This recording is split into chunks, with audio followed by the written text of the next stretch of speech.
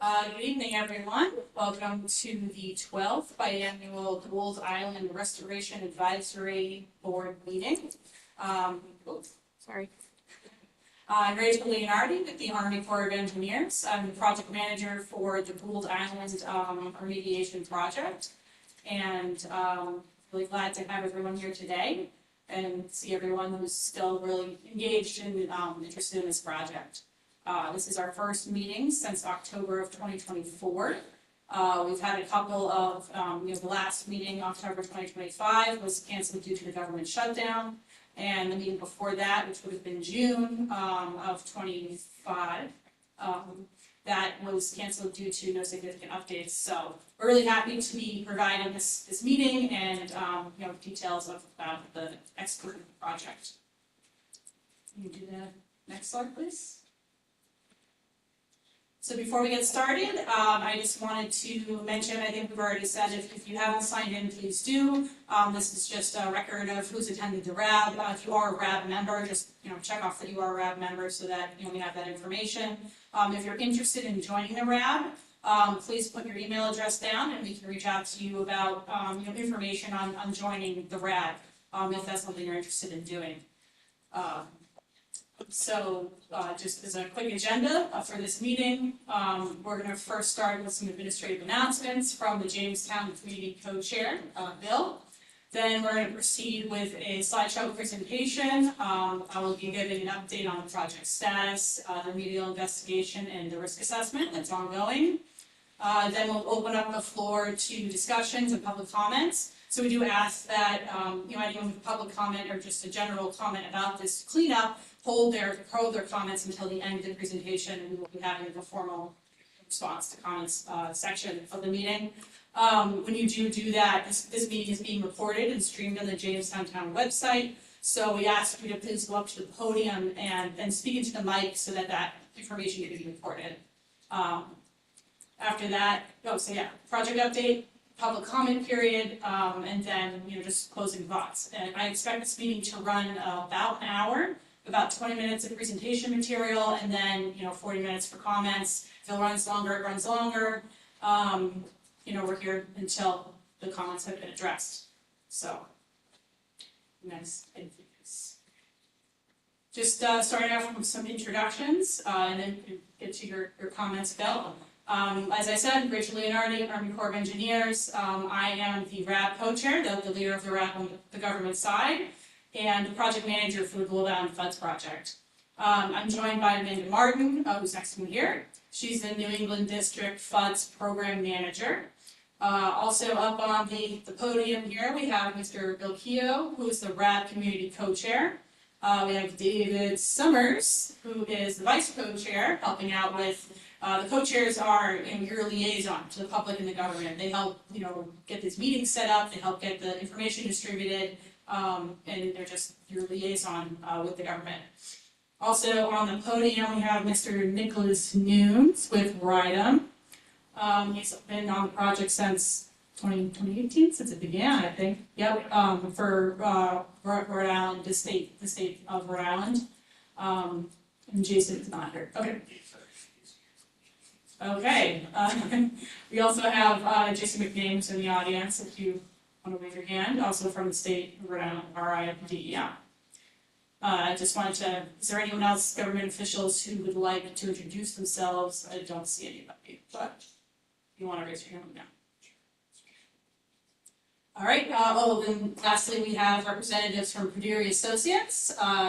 We have Peter Thompson and Ethan, who, so Pruderi Associates is the environmental contractor who's been executing work on behalf of the government on the island. They did all of the sampling, and they're doing all the reporting for us. So they know, they're the experts on the site, and if I get tripped up on this presentation, they're gonna help me out. What's up? All right, so moving on to community co-chair comments. Thank you, Rachel. This is a very exciting process we go through in partnership with the Army Corps of Engineers, and it's a shame that we haven't had a meeting for a long time because it felt like there was some good momentum going when we got this initially moving with with David Summers, working with the Army Corps initially as the community co-chair. I took over a little over a year ago as community co-chair, and with the government shutdown and with the other issues of not having any updates, it's been a while. So for those of you who are new to this process, welcome. There are a lot of acronyms, and sometimes it's a little confusing. So if you don't understand something that we're talking about, please just stop everybody. US SPACE is the Army Corps of Engineers. If you see that acronym, RAB is an acronym. There's FUDs. There are all kinds of interesting acronyms. No, it's fine. But thank you for your engagement. And there's just a little information. There used to be an area on the Jamestown website that had information about Gould Island and the RAB. They updated the website and it's no longer there. My understanding is we're going to be building something that's accessible for everybody with all the presentations. So for those of you who want to know some of the history of what we've done before in prior meetings, and then this meeting, that will be available to everyone. Yeah, I'll add that at the end of the presentation, the Army Corps of Engineers has stood up a new website that includes all of the slideshows and all of the meetings, the meeting minutes from previous meetings, all the way back to 2018. So all that information is available, publicly available online. At the end of the presentation, I'll have that address, that website address, and a QR code if you want to scan it and access that website. Additionally, these meetings are live streamed on the Jamestown YouTube page. So if anyone is a Jamestown resident that has access to that, again, we can provide that information at the end. The YouTube page is new, and it was going to have these live streamed meetings on the YouTube page going forward. So they don't have the old ones; they just have the ones starting from this one. Will be available on the YouTube page. But yeah, that website is available, and I'll be providing that link at the end of the presentation. And I just encourage anybody who would like to join the RAB, please let us know, because we need people to be involved. And the fact that you're here already demonstrates you're being involved. So thanks for coming. All right, thank you, Bill. All right, so we'll move on, unless anyone else has initial comments or anything they want to add before we start the presentation. Move on to the next slide. So Gould Island, these are some historical photos, has had a long history of use throughout the years. Starting in 1887, there was a lighthouse built on the island to help guide ships in and out of Narragansett Bay. It's also residential use at that time. Then in the early 1920s, it was used by the Navy, and it started being used for torpedo testing and storage. That was kind of the main focus, as they did torpedo testing and that kind of ramp up in starting in the 1920s. They also installed a power station and a rail network, which you kind of see the vestiges of the rail network on this historical image here, and that was used to carry equipment throughout the island. Then in the 1940s, as World War II was ramping up, things really took off on Gould Island. A lot of work happened. A bunch of new buildings were built, additional structures. The torpedo testing just became a much bigger operation on the island. They built additional buildings, a Dawson building, additional barracks, and several bunkers on the island. By 1943, about 65,000 unarmed torpedoes were tested out on Gould Island. These were unarmed; they didn't have payload in them. They were really being used to test the navigation of the torpedoes and just refine the navigation techniques.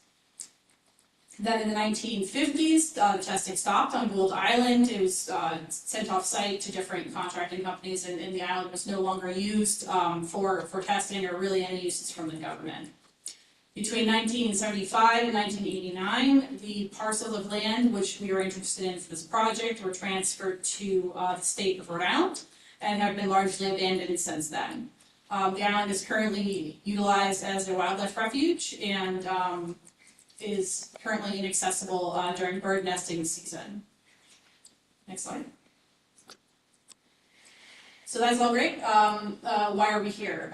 So the Army Corps of Engineers is involved in Gould Island Part of the island is eligible under the FUDS program. FUDS stands for Formerly Used Defense Sites, so basically parts of properties that were utilized by the government and contaminated, were eligible to be cleaned up under this program. There's funding set aside for those cleanups.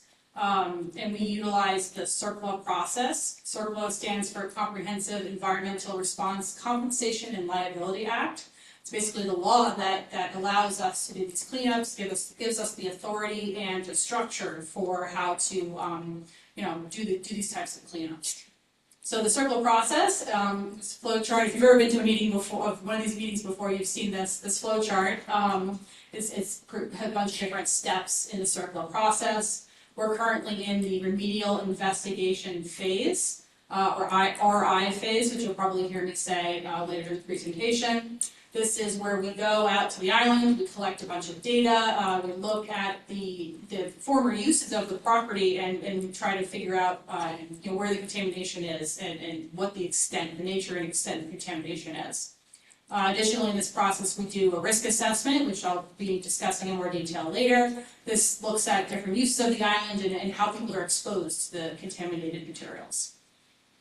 After that process is collecting data is completed and collecting data and assessing risks is completed, we move on to a feasibility study phase. Feasibility study is where we understand where the risks are on the island and we understand who's being exposed to those risks.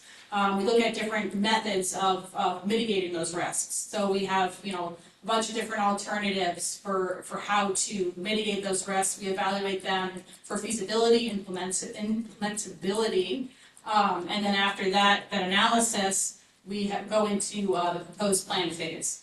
So the proposed plan phase is where we have a preferred alternative, or we think the government thinks is the best use of taxpayer dollars to clean up this contamination.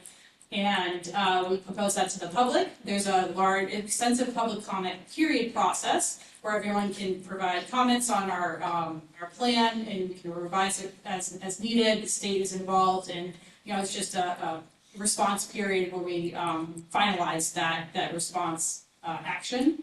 And then finally, once that public comment period is over, we record our final decision, our final remedial plan in a record of decision. And that record of decision is the only legal document that binds the government in order to complete this work and do the remediation.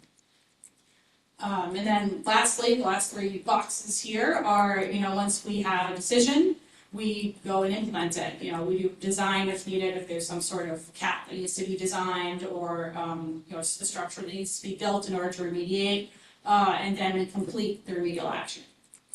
And we'll note on the side, I've got a couple of dates. I don't know how well you can really see it in the crowd, but we're working towards getting that record of decision in 2028.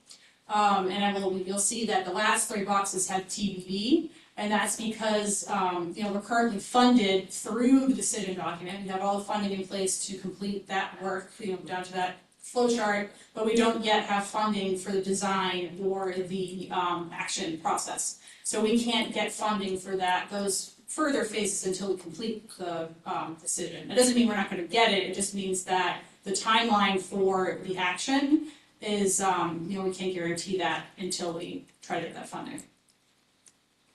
Next slide. So this is an image of Gould Island. North is that way. And it shows the different areas where we did remediation work. So someone call me out if I say acronyms and don't explain, but NEDs stand for New England District Sites. So this is basically all the different areas we evaluated during a remedial investigation. And we broke it up this way because each of these boxes are a different shape because there was a different use of the property. We targeted our investigation to what the land was used for. Like we looked at a coal storage area, we looked for coal ash, or in maintenance shops we looked for oil. It was just a way to organize the investigation and make sure that we were evaluating the appropriate things for the appropriate areas. Also, you'll see areas hatched in green. So those are areas that are owned by the Navy currently still, and they're not eligible for remediation under the FUDS program. So we did not do any investigation in those green box areas because we are not, legally, we can't under the FUDS program, it's not eligible. I know that the Navy is doing some work in that area in the north, but that they have a separate meeting. If anyone's interested, I can get you contact information for them, but that's the focus of this investigation. Next slide. So additionally, that was all the areas on land we investigated. We additionally looked at groundwater when we were doing our remedial investigation. So it's the same figure. It just shows the circles in yellow are areas we installed groundwater monitoring wells. So these are big tubes that go in the ground, we pull out water, and so we look at the groundwater to determine if the uses of the island have impacted the groundwater, creating a contaminated groundwater situation. Additionally, we looked at outfalls, so all those triangles, the red triangles, are outfall locations that we tested during the remedial investigation process to see if groundwater or surface water runoff was contaminated. Next slide. So now that we've looked at where we did the work, what was the work? What did we do? So the remedial investigation was conducted between February of 2018 and April of 2022. We did multimedia sampling, as I discussed. We did, we looked at the soil, we looked at the sediment, we looked at groundwater. And you can see the picture of a person in a dive suit, the sediment sampling that, required a lot of extensive to make sure we test the sediment. And this image in the center is kind of interesting. This is a Google Earth image. If you go to your phone right now and Google Gould Island, you'll see some areas that are drill rigs, that just happen to take the picture for Google Earth while we were out there doing work. So it's pretty hard to see on this slideshow here, but on Google Earth you can see our drill rigs and our equipment that was being utilized during that work. Next slide, please. So in addition to the remedial investigation field work, we conducted a building demolition and debris removal program. You'll hear me calling this a BDDR. This is a separate project. It's with separate funding source from the HTRW project, which you'll also hear me saying. That stands for hazardous and toxic and radioactive waste. These are two different funding sources, and that's why they're two different projects. The BDDR project was targeted specifically for removing buildings or structures that were hazardous. And this BDDR program is a very specific set of funding rules. Basically, we need to go in, we need to remove any structures that the government is responsible for that are falling down and creating a hazard. So we went in, this work occurred between August of 2021 and January of 2022. We removed a bunch of different buildings, as you can see from the yellow pieces. So we removed the torpedo building, we removed a huge concrete pier, and then also did some work on NED, so remember, New England District Site, NED 50 and NED 12, removing some specific structures from those areas. Yes. Sure. I just wanted to add that although the Army removed a lot of the structures from Gould Island, they were limited to removing structures that were in disrepair at the time of the transfer of the land. So anything that was in good repair at the time of the transfer in the 70s and 80s became the state of Rhode Island's responsibility. If it fell into disrepair after that time, which of course, with maintenance over decades, it did. It's still there. The Army was not able to remove that. So didn't want to leave you with the impression that the Army removed everything that was hazardous in hazardous condition. They did not. Mm-hmm. And for that reason, correct me if I'm wrong, but for that reason, because of physical hazard that still remained, as well as some perhaps chemical hazards that we'll hear about later. RAB was actually closed, Gould Island, even outside the nesting season. Is that still correct? So it's because of these physical hazards that still is there. Thanks. Thank you, David. Yes, like I said, that I was trying to, point I was trying to get at with saying the funding is very specific is we could only remove buildings, that were dilapidated at the time of transfer.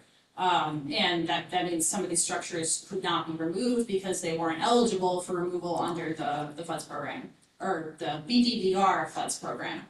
And so this project is closed. All buildings that are eligible for removal have been removed, and everything that is related to this project is now closed. And the remaining work on the site is under the HDRW FUDS project.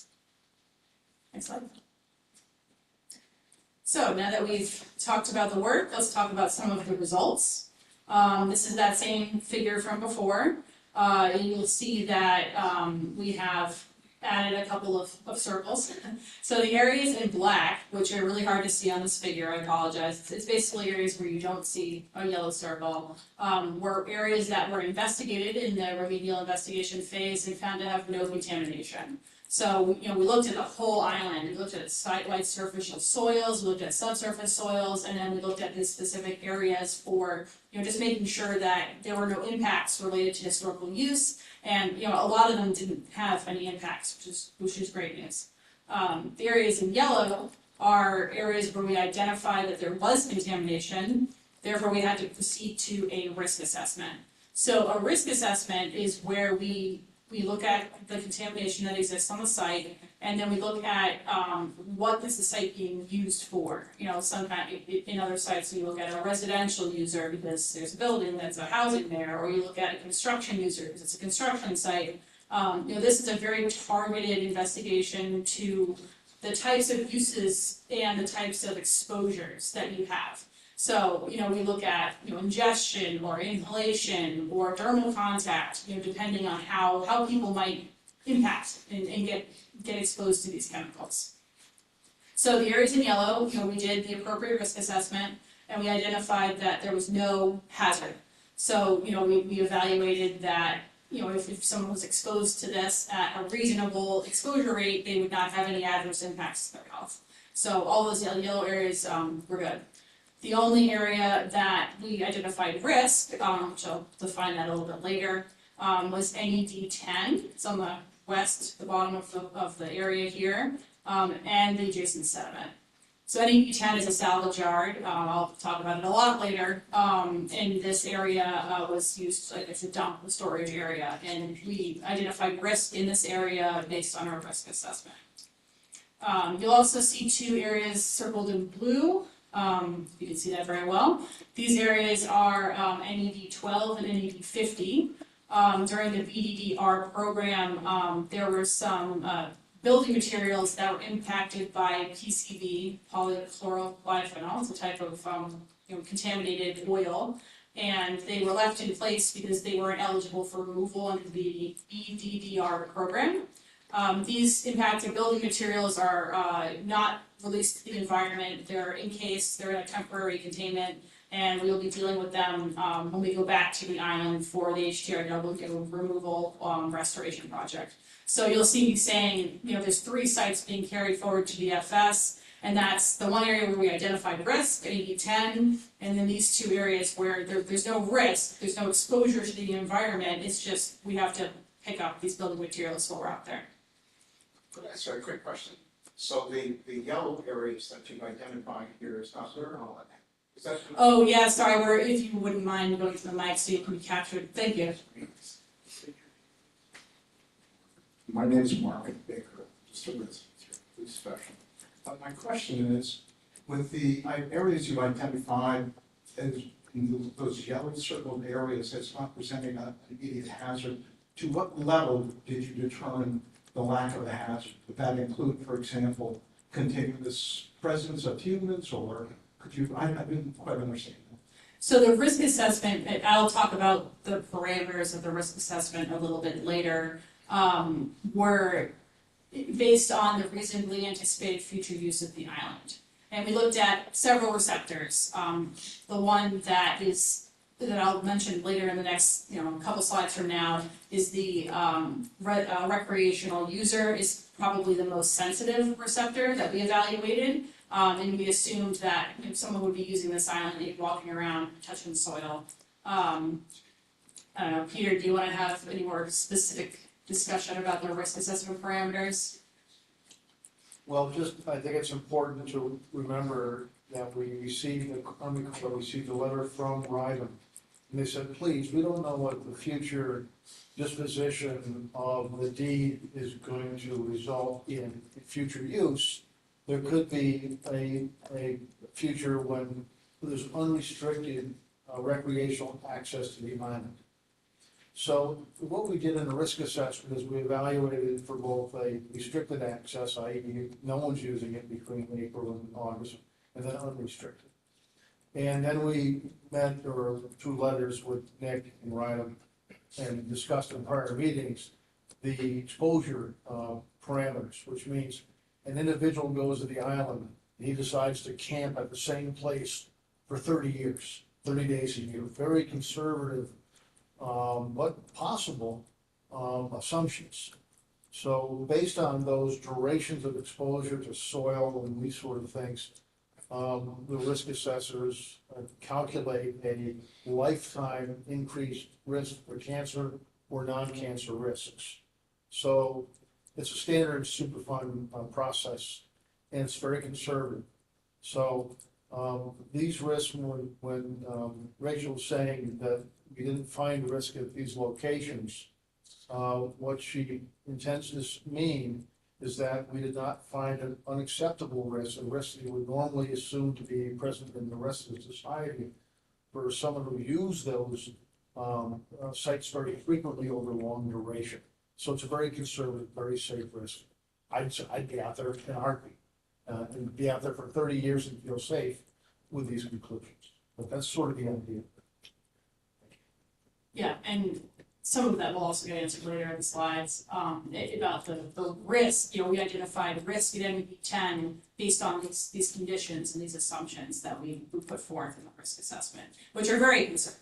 You know, we assumed someone was camping at the same campsite and right on top of the hottest material for every weekend for, you know, X years. And, you know, we think that that's a really conservative assumption, but, you know, it's possible. So anyone who's using the land for less than that is well within, you know, they would have no risk. They would have no elevated, we call it a hazard index, which again, I have another slide about this, I should just keep going, but it's, your risk of getting cancer is not more than it would be if you weren't there.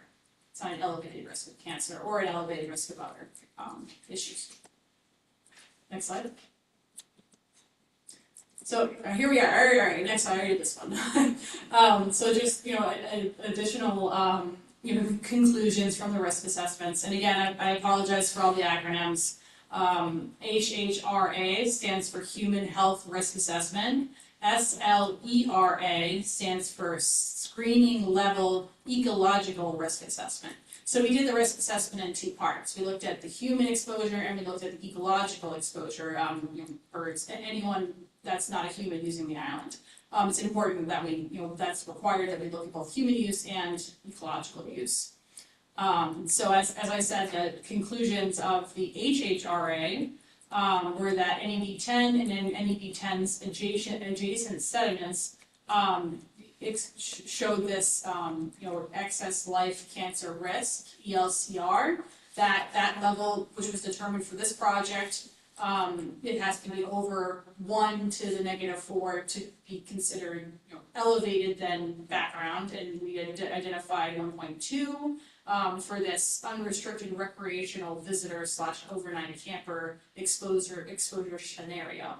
And like I mentioned, we looked at many types of exposure scenarios, different people using the island for different ways, and just because this one type of user is determined to have a higher risk doesn't mean that there weren't other users that also had the risk. This is just the risk driver. So this is the most sensitive receptor that is going to have that elevated risk.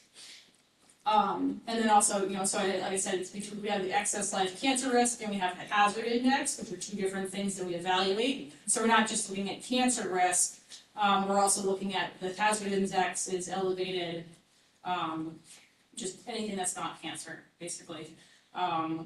potential for non-cancer adverse health effects, technically.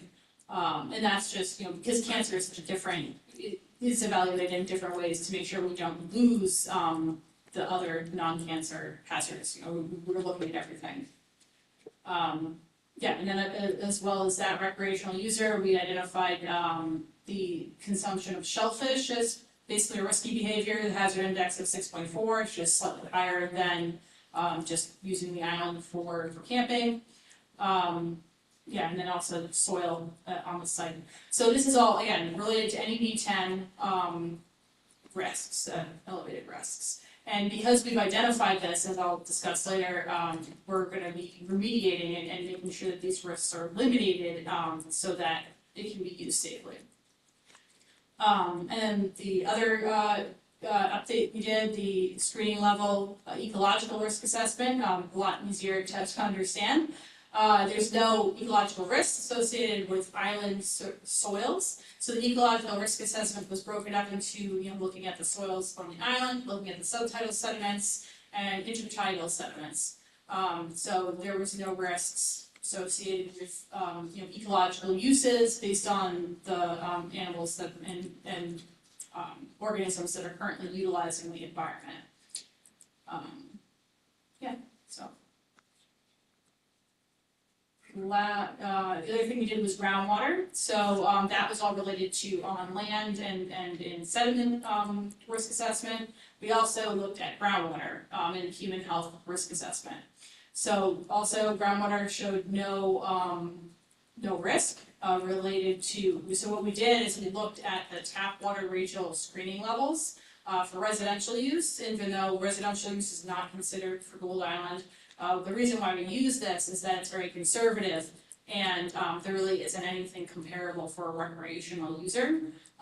So, we compared the contamination that we found on site to these levels and found that there would be no risk associated with that use. We did find elevated arsenic in one of the bedrock wells. This was one well in the bedrock, and due to the fact that the Jamestown area has elevated naturally occurring arsenic in the bedrock, we attributed that one detection to natural conditions. It's well within the naturally occurring arsenic levels. And then lastly, we did a risk assessment for potential construction and maintenance workers, and that also showed no risk. Slide. So now that we've talked about some of the conclusions from the risk assessment, I just wanted to talk a little bit about why has this RI process taken so long. There was a lot that went into developing these reports and collecting these data. And as Peter kind of alluded to, the big yellow roadblock on the end of this is in July 2024, RIDEM sent a letter to the Army Corps of Engineers. At RIDEM, who's both the landowner and the regulator, stated that a reasonably anticipated future use of the island may potentially be, recreational use.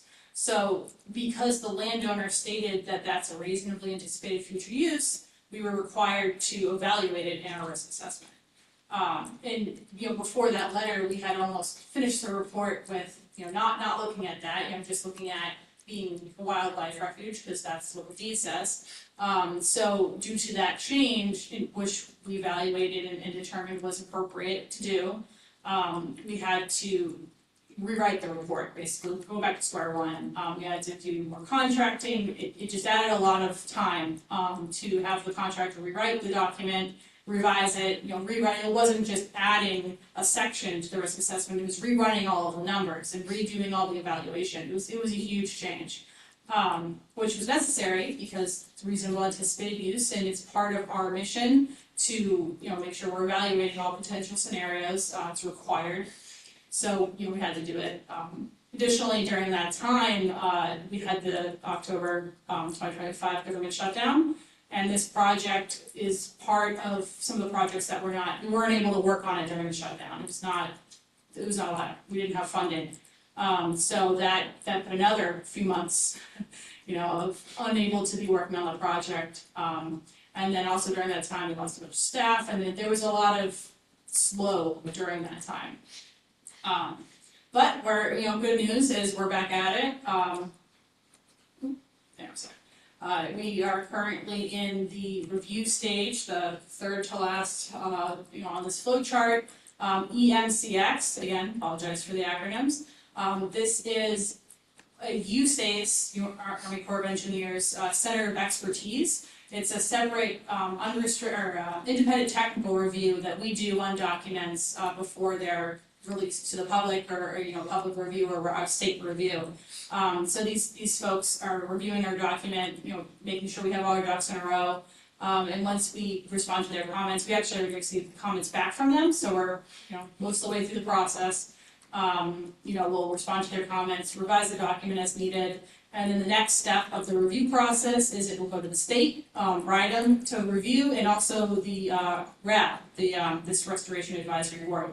We'll have an opportunity to review the document before it is finalized. And I'll work with Bill to figure out the best way to get that out to the RAB for review during that time, which I expect will be later this summer. We will, knock on wood, should have that available before the next RAB meeting. So we'll look out for communication from Bill and me about how to review that document. And then after that, once RIDEM's reviewed and once the RAB's reviewed, we've addressed any comments and made any revisions necessary based on that review process. We will finally have a final remedial investigation and risk assessment report and be able to proceed to the next stage in the process. Next slide. So the next few slides, I'll try to go through pretty quickly because I'm taking a lot of time, are just the details on NED 10. So I wanted to spend some time talking about this area because this is where we will be doing work. I don't know exactly what we'll be doing yet because that's the feasibility study process determines what we will do. But we will be doing some sort of, probably digging out some soils, potentially putting a cap, doing some sort of intervention to mitigate risks in this area. So NED 10 is located on the western side of the island. It's like a good picture of where it is. Next slide. This is a zoom in of that area, which just shows the detail of the salvage yard. And like I said, this is a salvage yard, a dump that's been utilized since the island was started. Basically, some of the historical documents we saw that. During its heavy use in the 20s and 20s through the 40s, no waste, no trash went off site. Basically, all trash that was generated on the island ended up in this pile. It's a big pile of trash. And as well as, refuse, general refuse, scrap metal. The incinerator, as you can see on this picture, the incinerator ash was placed in this pile. So that's a big part of the contamination that we're trying to remediate. And additionally, other than the land, the pile of waste, we have identified sediment contamination. So this blue circle shows the extent of sediments that are contaminated, from this waste. Basically, as you see from our photos, it's right on the edge of the island, and it's getting eaten away by the waves, and the material is getting dragged out and impacting the soil. So, we need to make sure that that's stabilized so it stops producing waste and impacting the sediments, and then these sediments, need to be remediated. Next slide. It's just another photo of the area. This is a nice kind of historical photo. You can see the incinerator, and in this photo, you can see the extent of the waste, vertically, and where it is. It's also a historical pier in this photo that's no longer there in the water tower. Next slide. So these next two slides are we generated using 2022 LiDAR data. Basically, the point of this is just to show the extent of the waste. So, Maureen, can you go back and forth a little bit? Go to the next slide. Go ahead, go to the next slide. So if you'll see where this arrow is pointing, this is the actual LiDAR data from 2022, which shows the disposal area. You want to go back, Maureen? Yep. Do it a couple times. There. So this just illustrates the extent of the waste. The one up where you don't see the bulge is we extrapolated basically what the shoreline would look like if there wasn't a pile of salvage there. So yeah, it just illustrates the, the amount of material and how it's impacting the shoreline and how much, we have to do to remediate this area. Next slide. All right, lastly, this just shows the thickness of the waste. Just another view of it is about 6,000 cubic yards of waste in the salvage yard. And we won't have, I'm not sure exactly, again, we haven't done the feasibility study, but I don't anticipate we'll have to remove every single cubic yard of it. But we'll see, what is required when you do the feasibility study. Next slide. So in summary, a little bit longer than I wanted to talk, but the remedial investigation report, when it's concluded, will be finalized after the current review process. Writing and RAB comments are addressed, and then the site NEB 10, which I've been talking about a lot, and then additionally NEB 50 and NEB 12, which is just the remaining waste from the BDR, will be evaluated in a feasibility study. And then the next steps after that will be the feasibility study, proposed plan, and then the record of decision. Next slide. So that's it for my presentation portion. As I said, this is the website. This QR code, if you're tech savvy, you can should work to scan. And if it doesn't, then I'm happy to bring it around to your phones to scan later. That just basically is a link to the website. And this website includes all of the slides from the previous RAB meetings, all the notes from the previous RAB meetings, just general history about the project, and also our administrative record. So our administrative record is a bunch of documents that we have to keep on file. I will note that we just stood this website up yesterday because originally this was hosted on the Jamestown Town website. And going into this meeting this week, I wasn't aware that wasn't available anymore. So we stood up this new website pretty quickly. We're going to be making changes to it. We're just reorganizing how things are just presented. There's a bunch more documents I need to upload for the administrative record. But also there you'll see my contact information. If you have any questions that you haven't addressed during this meeting or you don't want to speak in front of everybody, you can find me before the end of this, but also feel free to send me an email. Yeah, I think that is it. Oh, also the streaming. Oh yeah, I talked about that. The Jamestown Town YouTube page has this recording, and we'll have all of the RAB meeting recordings in perpetuity. I'll add a link to that YouTube page to the website later, probably next week. So I think that's it for my portion of this program.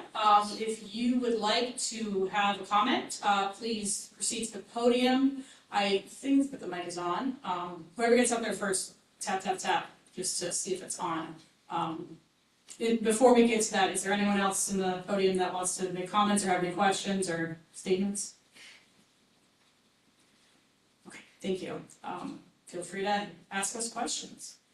Please go to the podium so you can hear.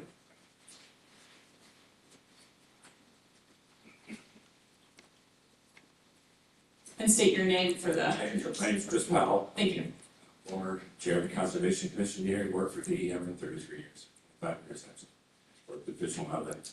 A couple questions, mainly, if you look back at the deed restrictions, the original deeds, are we going to try to follow those deeds, or are we going to try to change them? And my question is, if we try to change them, what kind of questions does that put in people's minds whenever there are deed restrictions on their property or on a piece of conservation land or whatever? But if you read the deed restrictions, basically, this property was gotten by the Navy for wildlife management property, and not for any use. And if it does change use, it could revert back to the government. So my concern is that there's a movement to try to open this up for recreation, which can be compatible with wildlife if it's done properly. But I don't trust that that would happen. I think we need to look at it very carefully, the deed restrictions. It could bring on some sort of lawsuit against the state or whatever, if they try to change it, you never know. But I think it's something that needs to be considered very seriously, this whole issue. The property is a great wildlife management area. It's a big nesting habitat area for a lot of the wading birds in the bay. We have very few of those in the bay. It's very important. We have enough places for people to recreate, active recreation. We have beaver tail, we have Fort Withrow, we have plenty of state parks. Do we need to take another area and turn it into an active recreation site? I don't think so. Thank you. Thank you. Yeah, and we'll, you know, say, appreciate the comment, and throughout this RAB process, that similar thoughts have been raised, and, you know, really appreciate the comment, and, you know, we definitely have noted it. You know, the Army Corps of Engineers and our project is not changing the land use, and I think you understand that. We are not, our project is just to remediate the waste, and that was left by the government. And we're doing that in accordance with our, you know, rules and the state's, you know, saying what the most recent future use is going to be. Could I just add one more thing? Would you, I don't. Sorry. It won't go to recording. Just a question, I think remediation is great. The remediation, and it's a good thing. Are we remediating for people, or are we remediating for the wildlife that currently exists? Both. Both. Both. Because the potential is there for people, which is, I can see that happening. But we also need to consider the activity up and down our wildlife. Since it is an isolated area, being isolated, it's one of the preferred habitats for a lot of things. I will add that, so we've done 2 rounds of this risk assessment. The first round of the risk assessment was assuming that, you know, there would not be unrestricted recreational use. And we had, you know, draft conclusions from that. And then we did it again, we had the same result. So we didn't have any different result for what sites that would be carried forward to the FS from looking at it as just wildlife or looking at it for this potential use. So the work we're doing is protective of the birds, it's protective of the wildlife, as well as potentially people someday. So, you know, our work is helping the environment. That's why you're here. I just worry about this whole idea of why don't we change the deed from wildlife? We're not doing that. No, but that could happen. If that happens, people need to consider that we've done a lot of work on this island to conserve farmland, and they're all under deed restrictions. That means that someday we could turn any farmland on this island into a wildlife or to an amusement park. We need to look at the deed restrictions, we need to follow them. We need to make sure that whatever we do is consistent with those deed restrictions, and not try to change them just so we can have active recreation. It just doesn't make sense to me. Yeah, can I just, Yeah, Please. follow up what you said, Yeah. just to clarify, so, just so it's clear, originally, when this portion of the island that was transferred, so 40 some odd acres, was transferred to the state from the federal government, it was actually transferred in 2 different sections, and I'm just to clarify, I have no stake in the game here, I'm the mediation person. But the one section, so one half of that state-owned portion of the island was transferred specifically for wildlife refuge. The other half was actually transferred for public recreation. And the DEM went back to the General Services Administration sometime in the early 2000s and specifically requested the change in the deed from public recreation to wildlife conservation so it would be the entirety of the state-owned portion of the island. So yeah, in order to do things like what you're talking about there, we have to presumably go back once again to the General Services Administration and make that request, and they would have to grant it. So just to be clear, that would kind of be how the process would generally go if we were to go that route. But yeah, as of right now, it's both deed parcels are restricted to wildlife. Currently, you couldn't change that deed easily. I could change it, anybody can change it, but that's something very bad message to other people who put their properties under sort of deed restrictions. Yeah, well, It doesn't put trust with government, that's what I'm trying to say. yeah, well, yeah, We can change the use if we want to in the future. yeah, we as the owner, would have to go back to, it's the federal government essentially and request that change, yes. Okay, thank you. And just to be clear, that there's a current restriction that doesn't allow people to be on the island that's unrelated to the restriction, it's more about, it's sort of a dangerous place, right? Yeah, and that was a separate decision by the DEM, because technically, prior to this remediation efforts, the island was governed by the typical Bay Island Park rules, which didn't restrict access outside of the bird nesting season, which is April 1st through August 15th. So technically, the island was open and accessible to the public in that time frame. It was also open technically for hunting as well.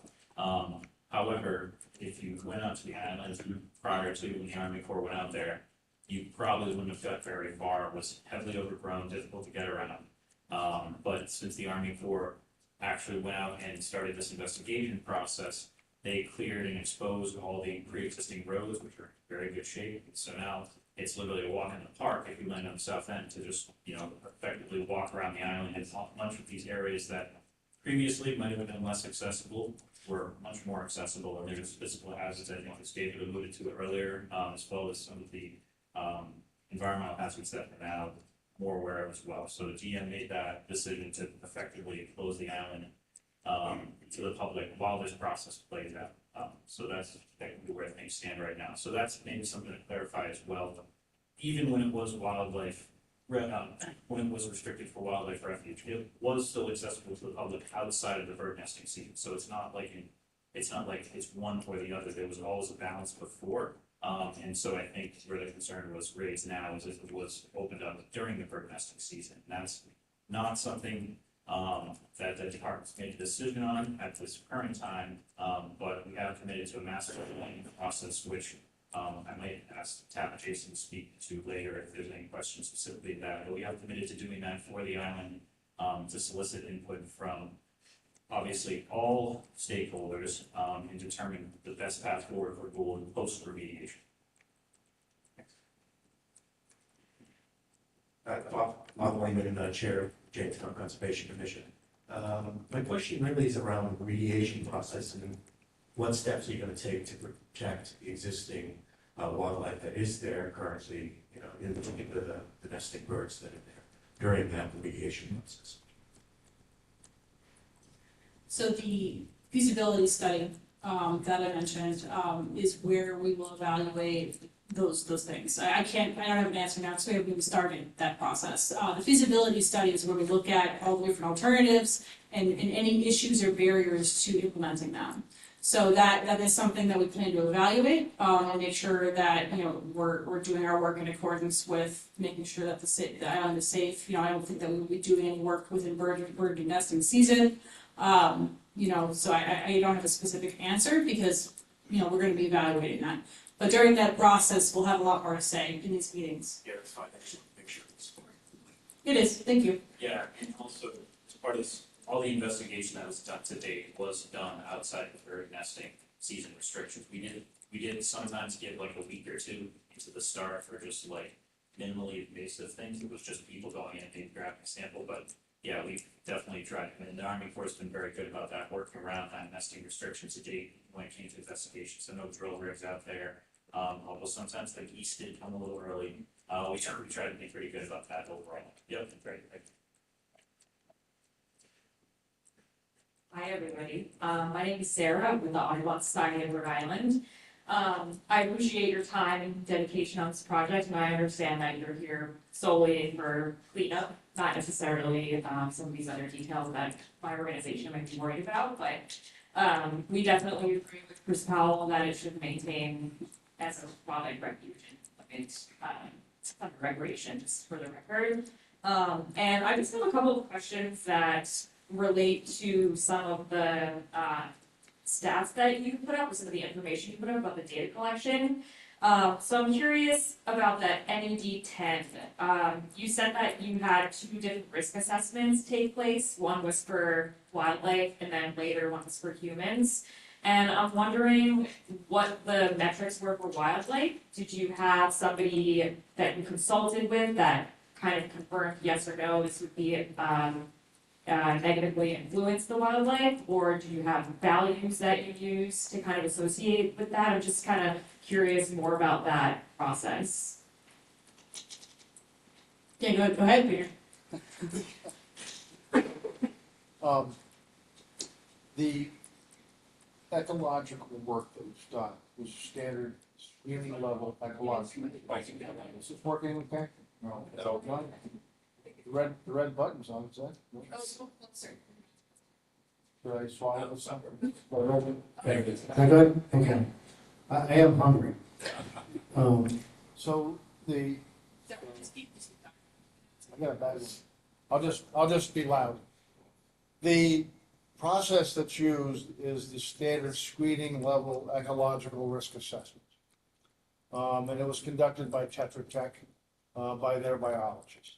Okay. When Rachel says there was no difference between the unrestricted and restricted risk assessments, that really is specific to the conclusion that NED 10 posed unacceptable risks to human health.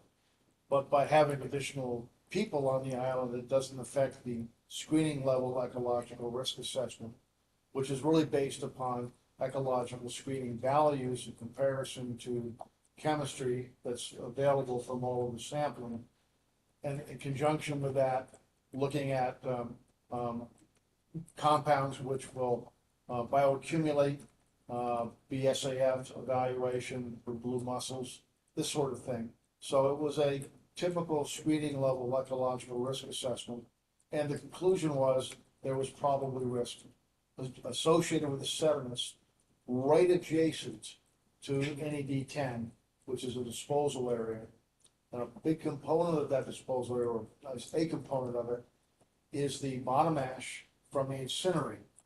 So you have high concentrations of metals that are in that ash, much like you would a municipal solid waste incinerator. And those metals have eroded into the intertidal area, which is why you sort of see a plume of metals anomalies or metal concentrations in sediment that could potentially pose a risk. It's a very conservative conclusion. You'd have to do a lot more studies to say, yes, there isn't a risk. Right, But within that zone, you would probably, I'm pretty convinced, you will find a risk. right, okay, thank you. But so there is an ecological concern. Okay, thank you. I'm also curious if you plan to continue to maintain the roads after, or post remediation. That's not, I don't know if Ryan would, but we don't. Okay, No. so I heard someone say it's like a walk in the park, so I'm curious, let's say like after all this is said, that it would kind of not be as easily accessible to people. Well, so the roads that are currently there were built of like aviation grade concrete. So without going in there and jacking it out, I understand, you know, we're not planning to cut any trees or do any maintenance, but it's pretty open just because that's how it is. Yeah, I'm just curious, because it was covered before, and so now it's pretty accessible to people. So I'm thinking if it's a nesting season and someone happens to kayak next to Gould and they see the roads open now, whereas years ago it wasn't as open, I'm just concerned about that piece Yep. specifically. Yeah, so essentially, if Ryden wants to maintain his roads, and I'm not saying whoever, that's the decision is. Yeah. That. But, essentially what would happen was probably what have happened before, which is basically a lot of organic matter and stuff when you're piled up on those roads, and it just supported mostly like weeds and shrubby vegetation, no like trees or anything like that. So as Rich mentioned, they're very substantial roads. Yeah, So that's likely, and it did grow in pretty quick, like the weeds tend to take in and cover, but where there's bare concrete now, you're not getting that coverage that it used to have. yeah, I'm sure that even just a little bit of cover would deter the general public. Yes. Yeah. Yep. Cool, awesome. So I'm sorry, I have one other question. That actually, never mind, you answered that. So also, I am interested in joining your, we can chat. Yeah, and also there's in the sign-up sheet, you can put your email address, and I can send you an email. Okay, great, I'll do that. Great, thank you.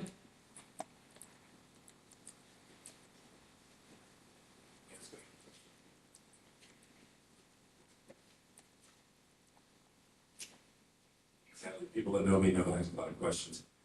As a scientist or a biologist, trained biologist, I know you need data to make decisions. The question is, will you continue the bird surveys out on the island? Chris Ray, Phil Dicker, and those guys did earlier. All the baseline data is there. Facts we published at a big volume that they did. And it'd be really nice to be able to do an annual survey out there, same methodology, determine what's happening, determine what species are there, if they're moving around. Because I know that wading bird density colony has moved from Rose Island to Hope Island, Dutch Island, to Gould Island. It's moving around a lot for whatever reason. But it'd be nice to be able to continue that work while we're doing the planning stage or whatever happens, to know what's going on out there now, what's happening. I'd like to see some commitment to an ongoing bird survey and bird survey. Thank you. That's not something that, we can do under the FUDS program. We don't have the funding to do that. Our funding is very specific, it comes from Congress with a very specific rule set around it. And because it's not related to the environmental cleanup, we aren't able to do that under this particular funding source. Was that state or federal, was that done, just to clarify? Chris? That was state, that was Chris Raythel, he was working for Fish and Wildlife, Dick Farron. Yep. Jay Emerson, and they did a big study years and all that. Yeah, I don't know, State, is it the, I think it was Port Basis. Yeah. Yeah, so I'm not even the Natural Resource Bureau, I'm in the Environmental Protection Bureau, so I can't comment on that, but I mean, I think it's definitely very, yeah, It's a yellow volume about that thick. And it's got all birds and it's. all the Bay Islands, yep. Thank you. Is there a right person at Rydom that they could talk to about that? Yeah, I'd have to talk to our Fish and Wildlife folks, specifically. Okay, I'm Mark Baker, again, just one quick question, procedural question about the right-of-way management will be begun to be built when actually the remediation plan is completed, or when is the coordination between these two entities in the creation of the master plan in my mind? So I guess the answer is the core, as far as I know, we have no one involved in that. So that's just a separate thing that we're talking about. I mean, we work with them obviously at the cleanup, we're the regulatory agency, so we'll review all these documents, provide comments, that sort of thing. But the master planning process, that's separate and that's funding dependent.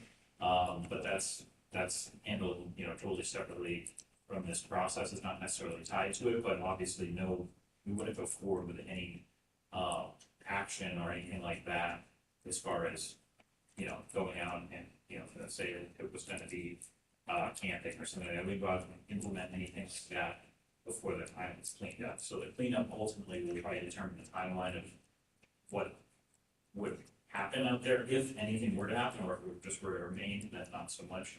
But yeah, that master planning process, as of right now, it's not funded, so that's, it's not gonna be going forward in at least, I think, the next year, would be safe to say. But, we are obviously looking to get that process started, but there's no set timeline for that.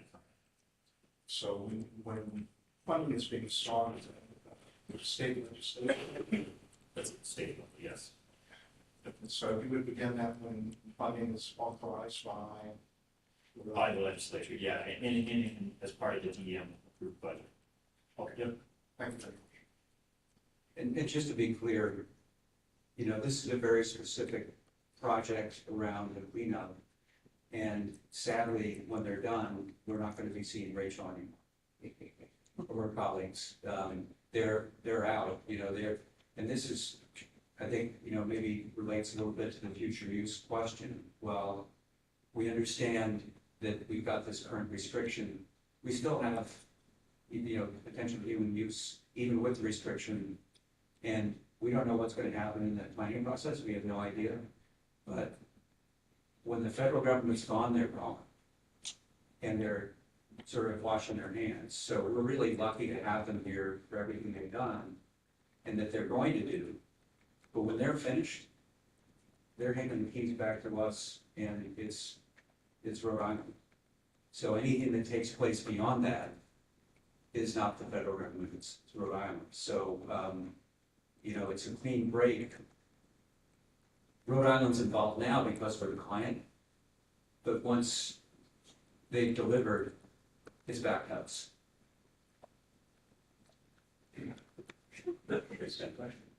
I go up there.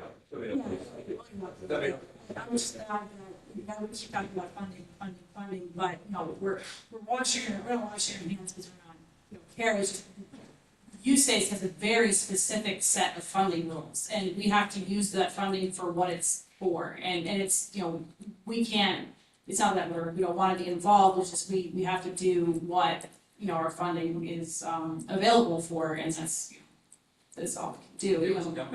Yeah, no, I know. Hey, we want to use taxpayer dollars to the best that we can, and within the bounds that we have. I don't know whether this deed has been changed, but this is the right of deed to this property. It basically says that the premises herein conveyed are to be continuously used only for and as conservation of wildlife. And that if it changes use, it refers back to the government. Essentially, that's what it says. I don't know how that could be dealt with, but it sounds like it can be changed when you think of the wildlife management area. If it does, you risk giving the property back to the government. Thank you. Or even need. Yep, no, so it does there is language in there, Chris, as you mentioned, but there is a process to change it. I just want to highlight that. There is a process to change it. The state could go through, it has gone through in the past. But yes, currently it's just wildlife. So if we wanted to do any of these things, like you said, I have to first petition the General Services Administration for a deed change. So it'd be a public process. I don't know, I don't know how that would go. I don't know if there was a public property, there might be some public component of it, but yeah, there is a process, but I can't speak to the specifics of that. We only happened once as far as I'm aware of, in the history of the island. But yes, but yeah, that would need to be changed, obviously. You just ask one question, Chris Dodge from Save the Bay. So I guess as far as Army Corps is involved, you see the like remedial investigation in Q4 of this year, feasibility study, all of these things. Given that RIDEM has asked the Army Corps and the consultant to go along with the potential for the most unrestricted access, just in case that is what the state decides, is your job is pretty much a single road along the way, right? Because there's no like less remediation or more, given that it's currently being remediated as if like it could be potentially the most human use. There's only, sorry, I'm not framing the question very well, but we're already going about it for like the most cleanup possible. Yeah. And so there's no other real decision-making process along the way for Army Corps. There's lots of decisions that still need to be made, and so the risk assessment is looking at all these different uses of the property, right? And which includes the unrestricted recreational user. And in the feasibility study, which is the next stage in the process, we're gonna be evaluating many different ways that can be cleaned up. From no action, so no action is a required evaluation, that means literally we do nothing, all the way to, unrestricted use. So throughout that process, we have to evaluate many different options, and there will be a public comment. We'll have these meetings throughout the whole thing, and we'll talk about those things when they come up.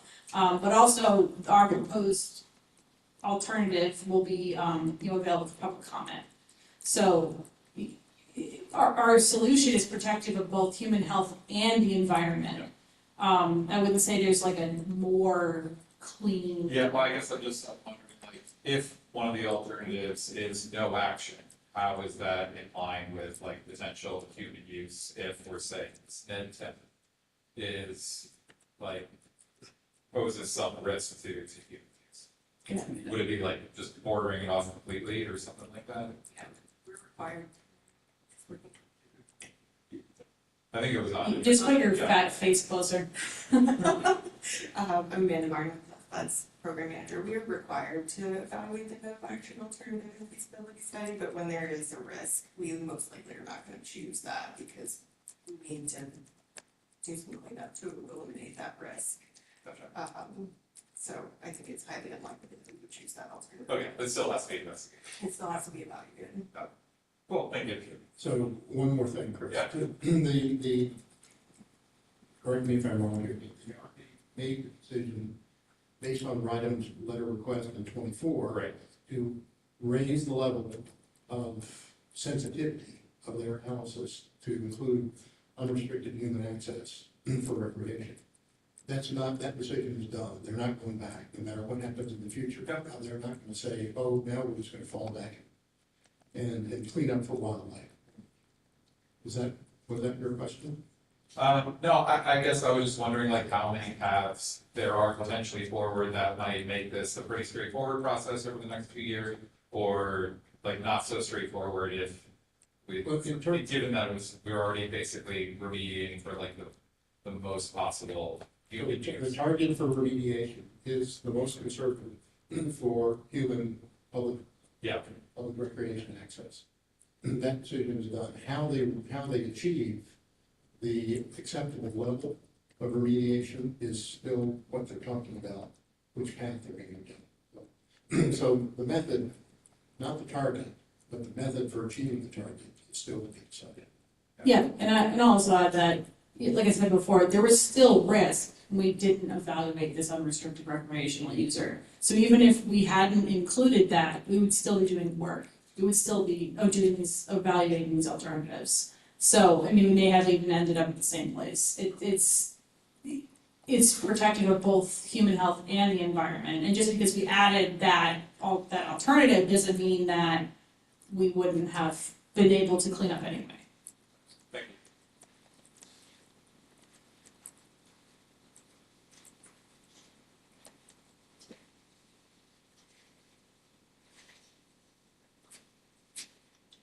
Hello, can you hear me? Hi, Tom Bacon. I represent NOAA. I'm a former water biologist, so I would strongly oppose any effort to remove the wildlife sanctuary deed restriction on this island. But I do have a question. I'm a little bit late understanding this process, and so I'm wondering about subsurface investigations and tanks or munitions and how those were done or haven't been done yet. So yes, we did do evaluation, so we did superficial soil investigation and subsurface soil investigation. I don't know, were you here for the presentation or just came in halfway? Yeah, was there subsurface sonar that was done to understand? what We it's did actually- do, yeah, go ahead. Yeah, why don't you, why don't you come up? Is this one any better? Yeah, you mentioned that, sorry. Sure. Recall from Rachel's history that there were several areas of bunkers in which munitions were stored, but that the torpedoes at Gould were unarmed. It was a practice range. We did find trace detections of the propellants that were used to fuel torpedoes, one detection of an explosive, but really no indications of any munitions on the island. Even when we did the review of the ordnance, the bunkers, there's some elevated lead there, which may be some handgun practice. But you know, there really wasn't really. It's not like Loring Air Force Base or Brunswick Naval Air Station.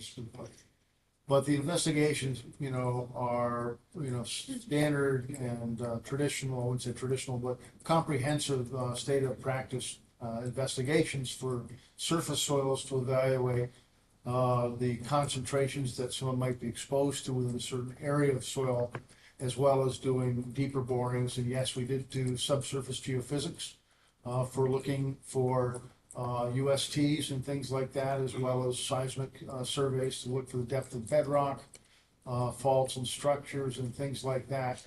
There really weren't a lot of USTs that show up on the plans, and those, and they were removed. But we did find two more throughout the course of the investigations that were identified, and we removed those in accordance with the regulations of RIDEM, and Nick reviewed those reports. Yeah, so just to be clear, I think prior to this most recent mobilization that Peter was mentioning, there were two additional underground storage tanks. So that's when we were talking UST and underground storage tanks that stored basically heating oil, so diesel effectively. Those were removed.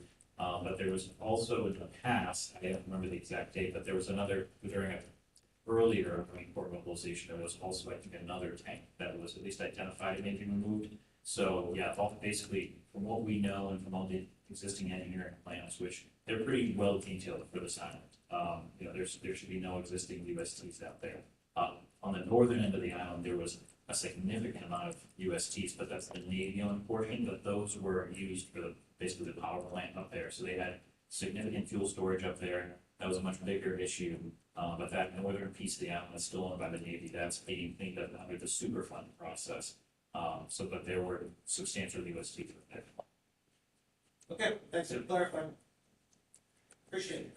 Let me just add that Northern End cleanup process, that Northern End is still owned by the Navy base. And there is a RAB that Rachel mentioned earlier at the beginning, that its involvements every couple months. Is it monthly?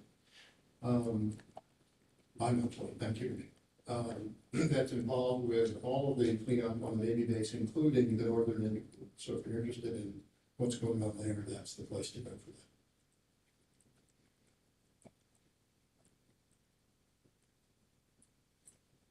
All right, anybody else? Any other comments, questions?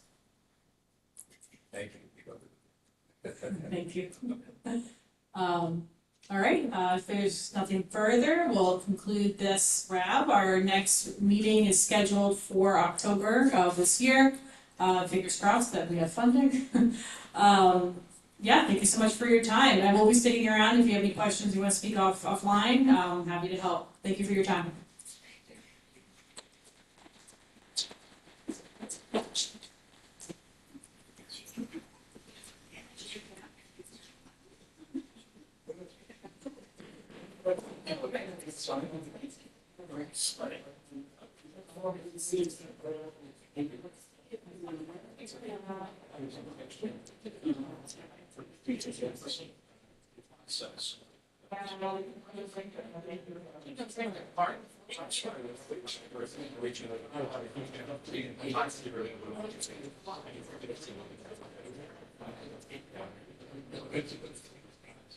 I think I've met Chris a couple times before, but I hope you know the experience and thank you.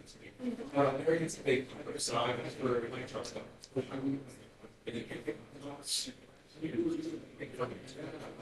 See you again, sir. No, I think meeting with the people trying to recognize it for this.